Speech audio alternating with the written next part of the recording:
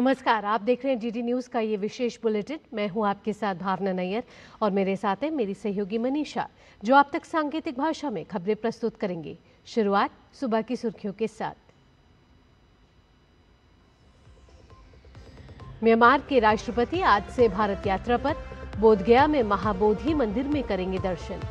शाम को दिल्ली में विदेश मंत्री से करेंगे मुलाकात।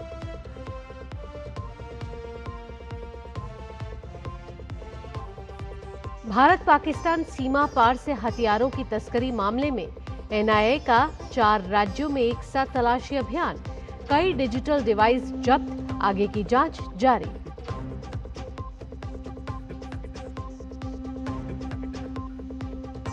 भगवान बुद्ध के प्रमुख शिष्यों के पवित्र अवशेष मंगोलिया के उलान बटार के लिए रवाना। बौद्ध परंपरा के संदेश के साथ मंगोलिया में आयोजित होगी प्रदर्शनी।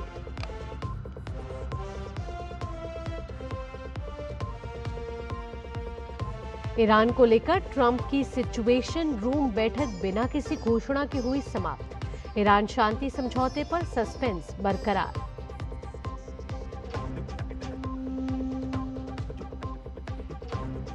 और सिंगापुर ओपन में भारत की डबल चुनौती। मेंस डबल्स में सात्विक चिराज और मिक्स्ड डबल्स में ध्रुव तनीषा आज सेमीफाइनल में उतरेंगे।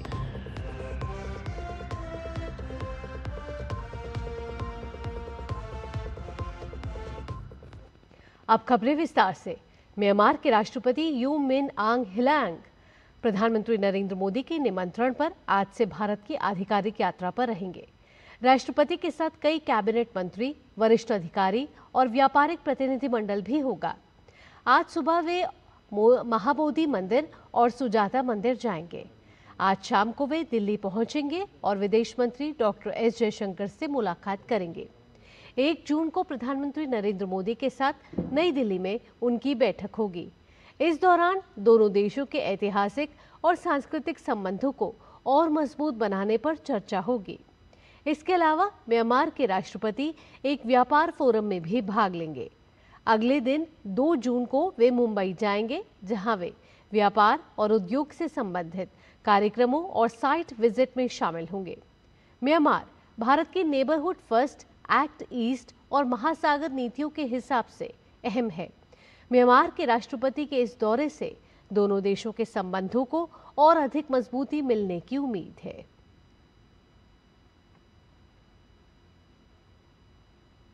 राष्ट्रीय जांच एजेंसी एनआईए ने एक बड़ी कार्रवाई करते हुए पाकिस्तान से हथियारों और आईईडी तस्करी के मामले में 12 जगहों पर तलाशी अभियान चलाया।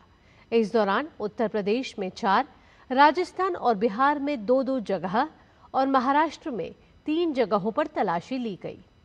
तलाशी के दौरान कई डिजिटल उपकरण जब्त किए गए, जिनकी फॉरेंसिक जांच की जाएगी, ताकि इस मामले में रची गई पूरी आतंकी साजिश का पर्दाफाश किया जा सके। इस मामले की शुरुआत इस साल फरवरी में अमृतसर में हुई थी, जब स्पेशल ऑपरेशन सेल ने एक आरोपी को गिरफ्तार किया था। उसके पास से आईईडी, विदेशी निर्मित पिस्तौल और कारतूस बरामद हुए थे। जांच में पता चला कि इस तस्करी का मकसद पंजाब, दिल्ली और अन्य हिस्सों में आईईडी हमले करना था। एनआईए अब सीमा पार और देश के अन्य हिस्सों में शामिल अन्य संदिग्धों की पहचान कर रही है।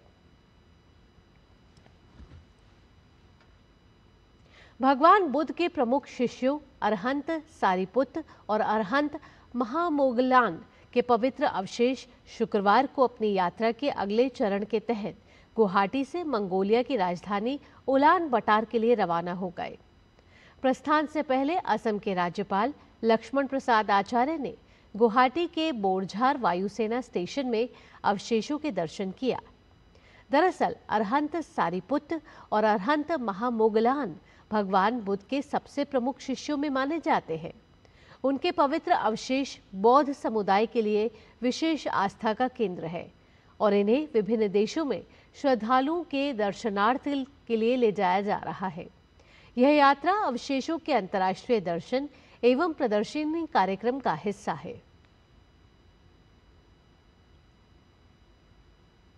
डिजाइन लिंक्ड इंसेंटिव यानी कि डीएलआई इलेक्ट्रॉनिक्स और सूचना प्रौद्योगिकी मंत्रालय द्वारा शुरू की गई डीएलआई यानी डिजाइन लिंक्ड इंसेंटिव योजना के बेहतर परिणाम नजर आने लगे हैं।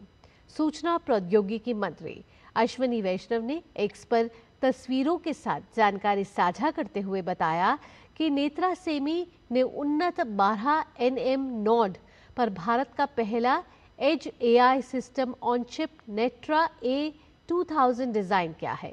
यह माइक्रोचिप निगरानी, ऑटोमेटिव, रोबोटिक्स, ड्रोन आदि के लिए स्मार्ट विजन उपकरणों को और भी ज्यादा एडवांस करेगा।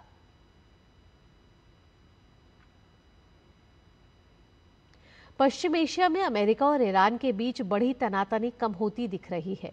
दोनों देशों के बीच तैयार किए गए प्रारंभिक समझौते मसौदे पर सहमति बनने के संकेत मिले हैं और अब अंतिम फैसला अमेरिकी राष्ट्रपति डोनाल्ड ट्रंप और ईरान के शीर्ष नेतृत्व की मंजूरी पर टिका है। इससे पहले ट्रंप ने व्हाइट हाउस के सिचुएशन रूम में राष्ट्रीय सुरक्षा सलाहकारों के साथ बैठक कर मसौदे पर अंतिम निर्णय लेने की बात कही। ट्रंप ने ट्रुथ सोशल पर कहा कि हॉर्मुज को बिना किसी बाधा और टोल के जहाजों की आवाजाही के लिए तुरंत खोला जाना चाहिए। ट्रंप ने दावा किया कि अमेरिकी नौसेना ने कई समुद्री बारूदी सुरंगों को निष्क्रिय किया है और अब अमेरिकी नौसैनिक नाकाबंदी हटाई जा रही है। साथ ही ईरान को अल्टीमेटम दिया कि वह कभी परमाणु हथियार नहीं बनाएगा। फिलहाल ईरान ने परमाणु मुद्दे पर किसी तरह के समझौते से इनकार किया है।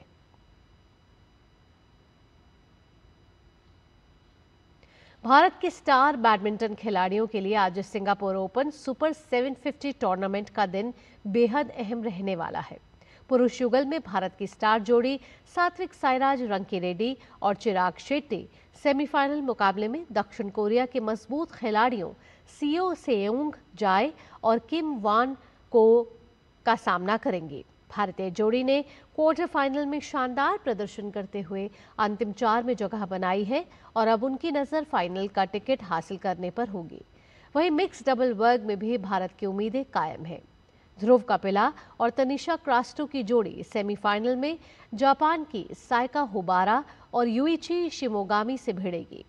भारतीय जोड़ी ने पूरे टूर्नामेंट में बेहतरीन खेल दिखाया है और पहली बार किसी बड़े सुपर 750 टूर्नामेंट के फाइनल में पहुंचने का लक्ष्य लेकर कोर्ट पर उतरेगी।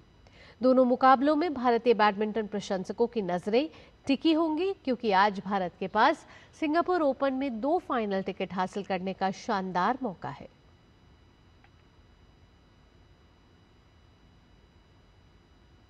इसी के साथ इस बुलेटिन में इतना ही। मुझे, मनीषा और पूरी टीम को दीजिए अनुमति। नमस्कार।